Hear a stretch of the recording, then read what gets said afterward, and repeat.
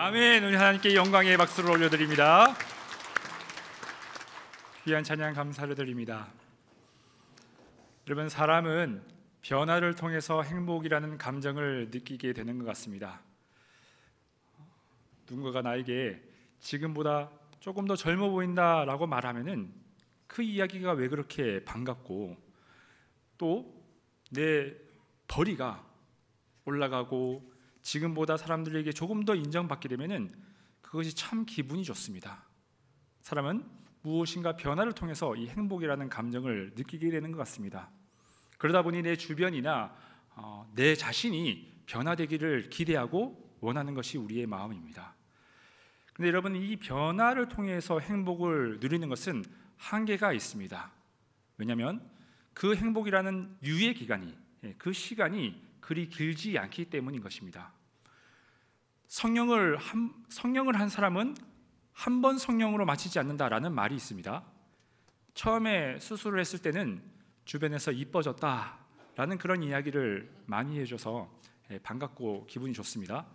하지만 조금만 시간이 지나고 나면은 수술한 데 말고 다른 데 자꾸만 신경 쓰이기 시작한다는 겁니다. 눈을 했는데 자꾸만 코가 보이는 거예요. 그래서 코에 손을 대기 시작합니다. 코를 만졌더니 얼굴의 균형이 좀 안 맞는 것 같아요.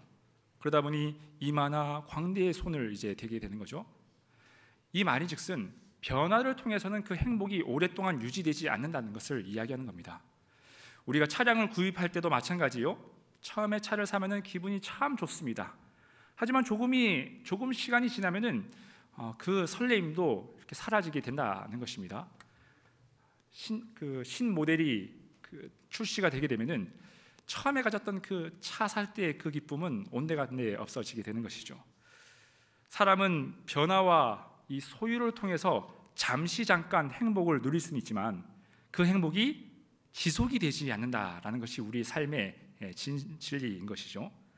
그럼 어떻게 해야지 이 행복을 유지할 수 있을까요? 오늘 본문은 이 가나의 혼인잔치 이야기, 즉 결혼식의 이야기를 다루고 있는 본문입니다. 결혼식이라는 것은 사랑하는 두 남녀가 부부의 연을 맺는 자리이기 때문에 그 자리에는 축하가 있고 기쁨이 있고 또 감사와 행복이 넘치는 자리입니다. 그런데 문제가 발생하게 되었어요. 이 흥을 돋구어야 할 포도주가 떨어지게 된 것입니다. 이 말인즉슨 잔치의 기쁨도 이제 곧 막을 내려야 한다라는 것을 의미하는 거예요. 이 사실을 알게 된 예수님께서 물을 포도주로 변화시키는 기적을 일으키심을 통해서 자칫 잘못하면은 멈출 수 있는 이 잔치의 기쁨을 계속해서 유지한다라는 것이 오늘 본문의 이야기입니다. 저는 이 본문에서 잔치의 기쁨이 끝나지 않고 계속 유지되었다라는 것을 포커스를 맞춰서 성경 말씀을 보았습니다. 여러분, 우리의 인생이라는 것이 어떤 한순간의 행복이라는 것으로 계속해서 그 행복이 이어졌으면 좋겠는데 그렇지 않을 때가 얼마나 많습니까? 행복이 중간에 끊기고 내 행복이 계속해서 영원하지 않는 때가 얼마나 많은지요. 그런데 이 행복이라는 것이 계속해서 유지될 수 있는 내용이 오늘 본문에 등장하고 있다는 것입니다. 2장 6절 요한복음 말씀을 함께 보도록 하겠습니다. 제가 한번 읽어볼게요. 거기에는 유대인의 정결 예식에 따라 두세 통 드는 돌 항아리 6이 놓여 있다라고 성경 기록하고 있습니다. 여러분, 어떤 항아리가 있다라고 기록을 하고 있습니까? 대부분 돌 항아리라고 이야기합니다. 맞습니다. 돌 항아리인데 그냥 돌 항아리가 아니라 정결 예식에 쓰는 돌 항아리라는 것입니다.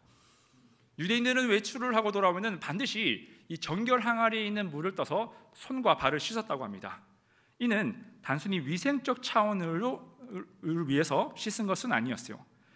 성경의 정결이라는 이 단어는 카다리스몬이라는 표현을 쓰고 있는데, 단어를 쓰는데 이는 종교적인 깨끗함을 의미하는 겁니다. 유대인들은 바깥에 나가서 부지 중에 이 부정한 것에 손을 댈 수 있다라고 생각을 했어요.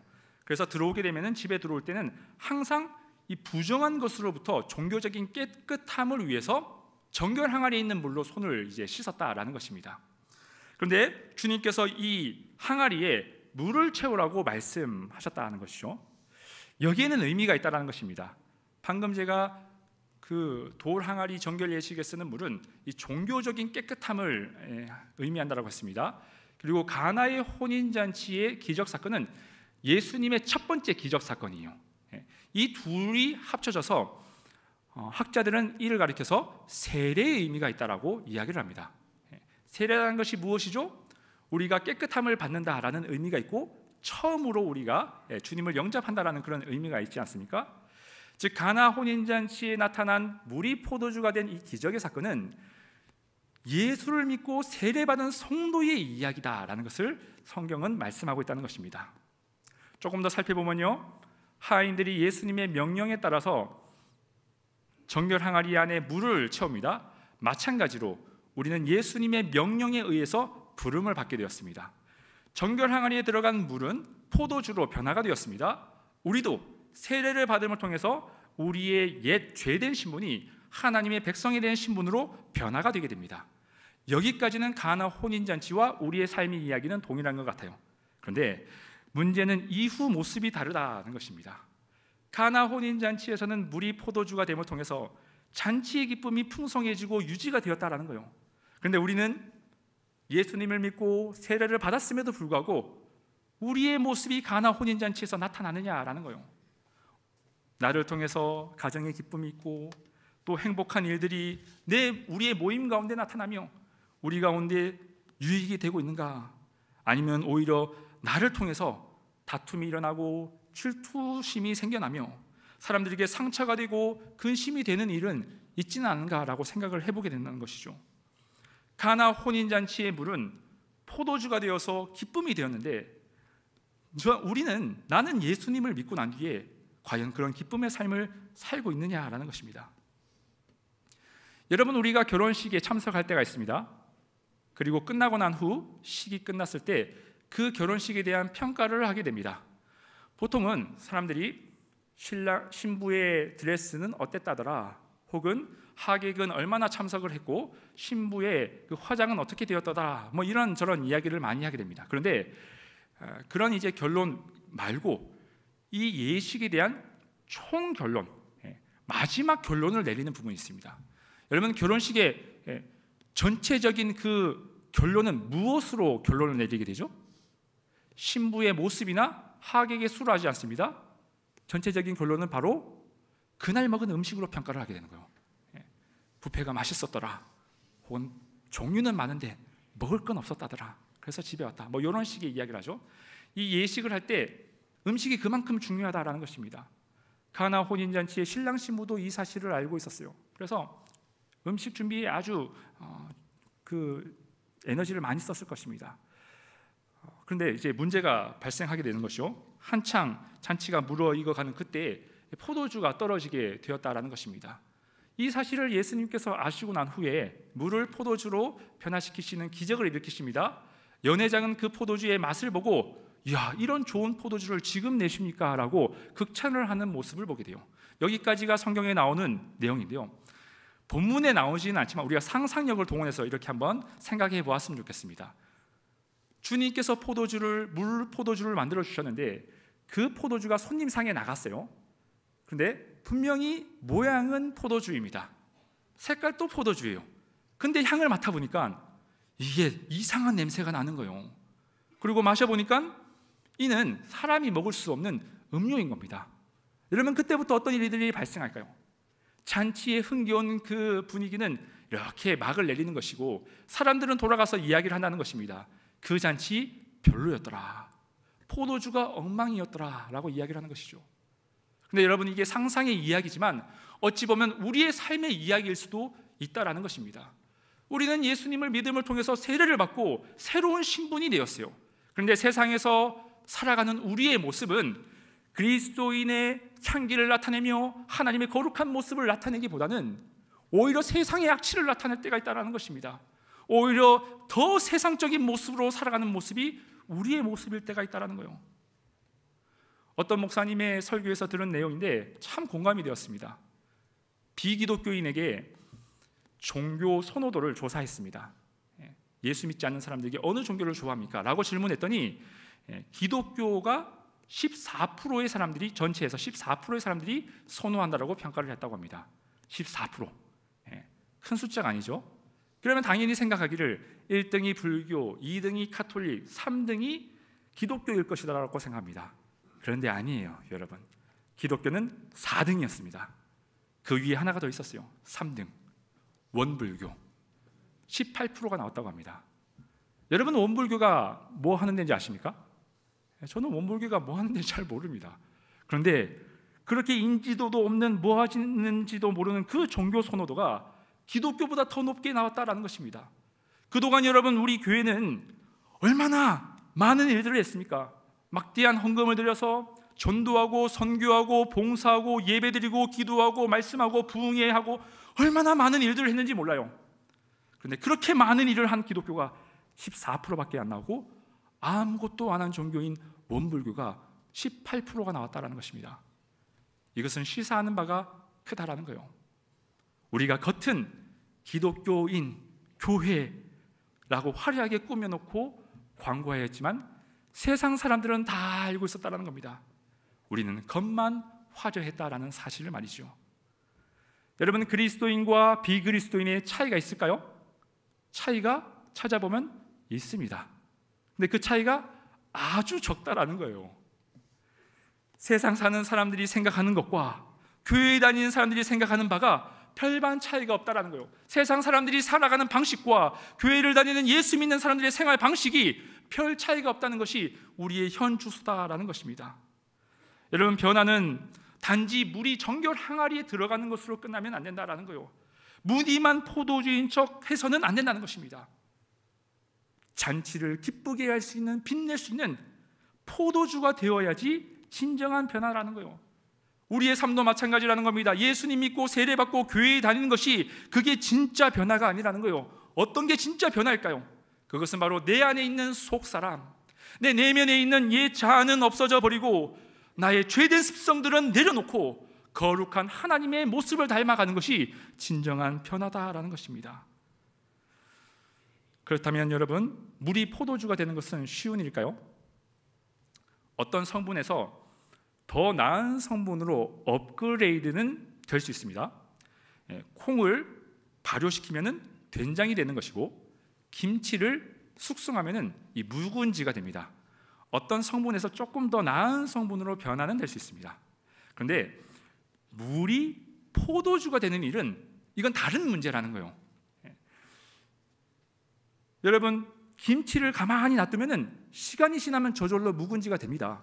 근데 물은 가만히 놓아둔다고 해서 그게 포도주가 되는 법은 없다라는 거예요. 물이 포도주가 되기 위해서는 반드시 이것이 필요해요. 물이 포도주가 되기 위해서는 바로 기적이 있어야 된다는 것입니다. 기적이 있어야지 물은 포도주가 될 수 있다는 거예요. 여러분, 사람도 마찬가지라는 겁니다. 사람 변할까요? 사람 쉽게 변하지 않습니다. 교회를 다니고 오랫동안 신앙생활을 해왔지만은 교회 다니기 전과 모습과 내가 별반 차이 없는 것이 우리의 현 주소이지 않습니까? 사람 잘 변하지 않습니다. 그런데 우리의 내면이 변화될 수 있는 방법이 있다는 거예요.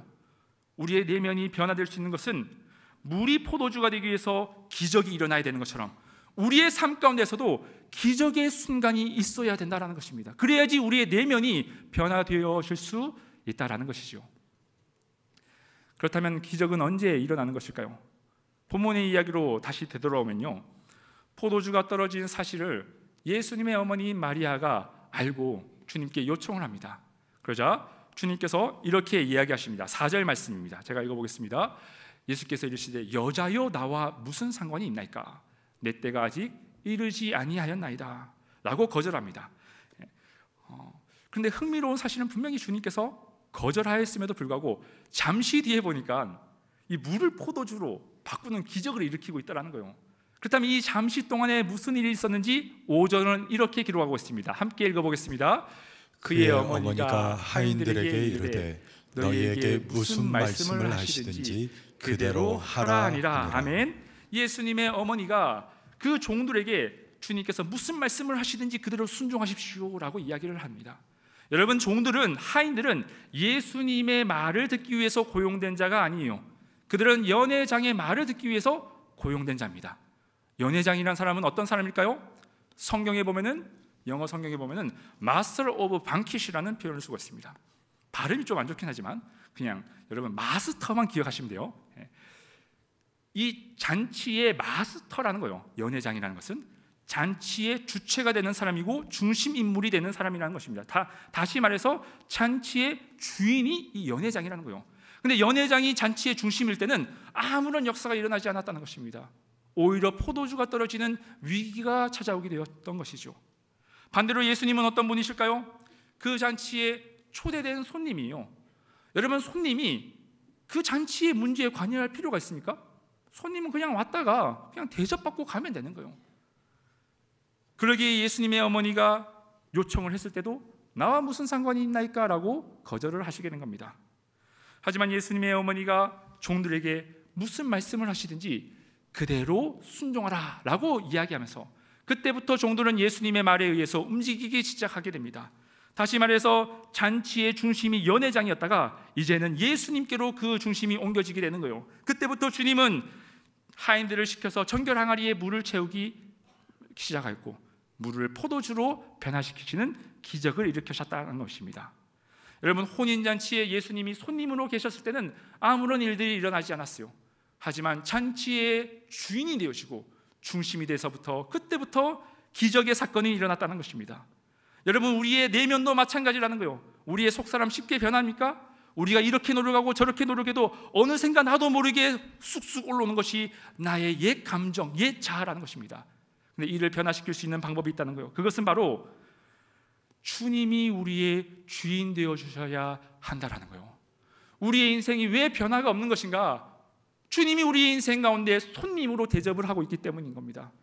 그냥 주일에 한번 나와서 저 주일에 출석했습니다라고 출석 도장 찍는 분으로 우리는 그 주님을 인식하고 있지는 않습니까? 아니면은 평상시 때는 인지도 안 하다가 꼭 어려운 순간이 오면은 주님 저 좀 도와주세요 라고 마치 카드 쓰는 것처럼 그렇게 주님을 생각하지 않습니까?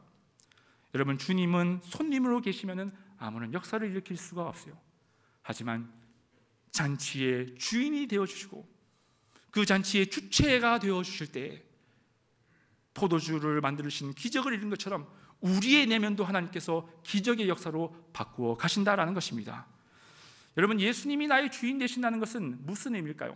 그것은 바로 인생의 결정권자가 내가 아니라 하나님께 있다는 것을 고백하는 거예요.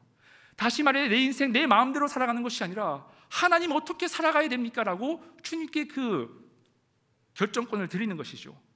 죄가 나를 유혹할 때도 그 죄의 흐름에 나를 내버려 두는 것이 아니에요.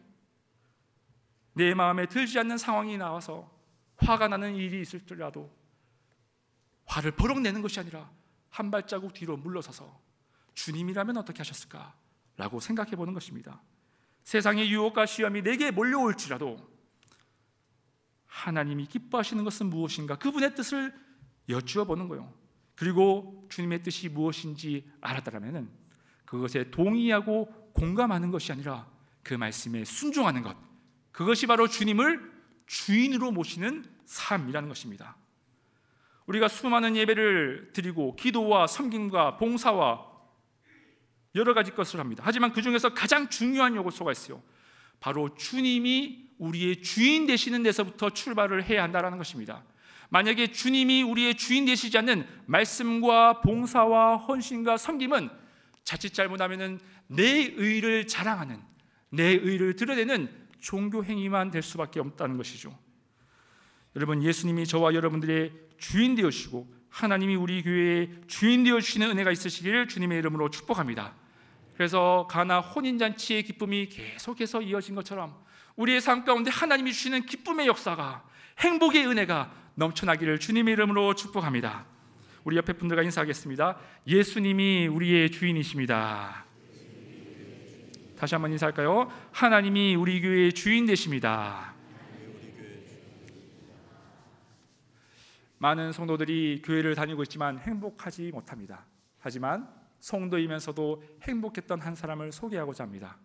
김우수 씨라는 분입니다. 이분은 짜장면 배달원이었어요. 하지만 그 삶이 기적의 사건을 만들어내게 됩니다. 이분은 과거에 고아로 자라서 거리에서 구걸하며 살았습니다. 소년원을 들락날락거리더니 결국에는 전과사범이라는 험악한 세월을 살았습니다. 그러던 중 교도소에서 예수님을 만나고 그 삶이 변화되게 됩니다. 그냥 변화된 것이 아니라 그 내면이 예수님처럼 변화되어지게 되었어요. 그래서 출소하고 난 뒤에 그가 배달을 해서 벌게 되는 금액이 총 70만 원이었습니다. 그 중에서 50만 원을 소년 가장을 돕는 데 쓰게 됐어요.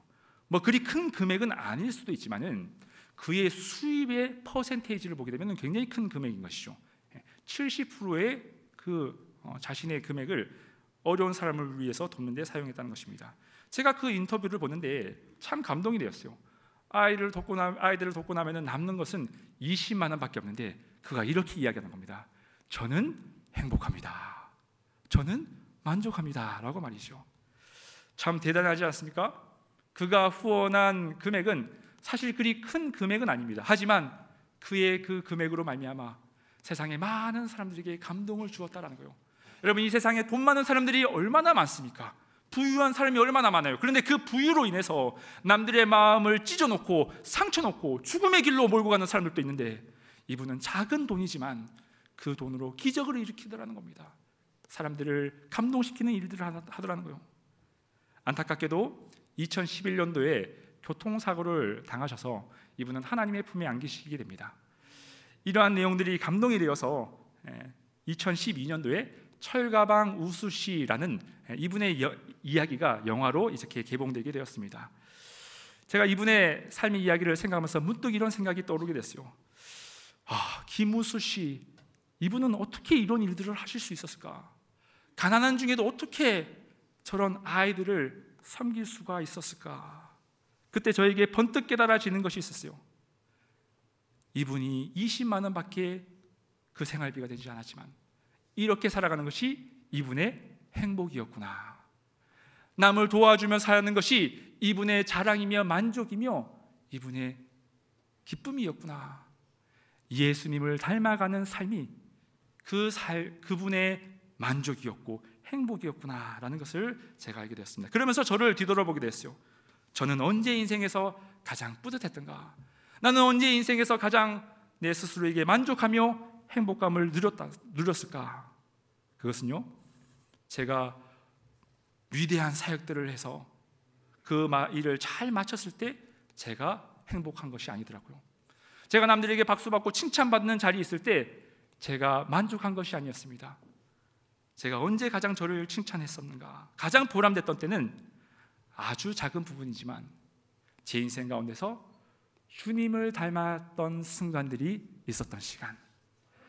큰 것은 아니지만은 제 삶 가운데서 주님의 모습과 같은 흔적이 있었던 그 시간이 저에게는 가장 큰 보람이고 만족이었다는 것을 알게 되었습니다. 여러분, 성도의 자랑은 무엇일까요? 우리의 영광은 무엇이 되어야 할까요? 이 세상의 부와 명예를 누리는 것이 우리의 자랑이며 우리의 명예입니까? 성도라면은 예수님의 모습을 닮아가는 것, 그것이 우리의 자랑이어야 하지 않겠습니까? 예수님의 향기를 드러내는 것이 우리의 영광이지 않겠습니까? 잔치에 필요한 것은 물이 아니라 변화된 포도주였습니다. 세상이 필요로 하는 것은 교회 다니는 사람이 아니라 예수 그리스도의 향기를 나타내는 주님의 모습을 닮은 사람을 세상은 원하고 있다는 것입니다. 근데 여러분, 이것은 쉬운 일이 아니에요. 예수님이 주인 되어 주실 때에만 일어날 수 있는 이야기입니다. 가나 혼인잔치에 예수님이 주인 되어 주셨을 때 물이 포도주가 되는 기적이 일어났어요. 우리의 삶 가운데도 동일하게 하나님이 주인 되어 주실 때 우리는 그리스도의 향기를 나타내는 예수님을 닮은 사람이 될 줄 믿습니다. 혼인잔치의 기쁨이 계속해서 유지된 것처럼 여러분들의 삶에 하나님이 주시는 기쁨과 만족과 행복이 계속해서 이어지는 가나 혼인잔치의 그 기쁨이 이어지는 저와 여러분들의 삶이 되기를 주님의 이름으로 축복합니다. 기도하겠습니다. 사랑의 하나님, 우리가 교회 다니고 예수님 믿는다라고 하였지만 겉만 화려한 모습이었는지는 아는지 우리의 삶을 되돌아보게 됩니다. 하나님, 변화되지 않는 모습으로 살았던 우리의 부족한 모습을 이 시간 고백하며 나가오니 그리스도의 보혈의 능력으로 우리를 깨끗하게 하여 주옵소서. 주님을 우리의 인생의 주인으로 모심을 통해서 진정한 변화를 경험하게 하여 주시고 우리가 속해 있는 가정과 교회와 직장 가운데 그리스도의 진한 향기를 낼 수 있는 복 있는 삶 살아가게 하여 주옵소서. 감사를 드리며 예수님의 이름으로 기도하옵나이다. 아멘.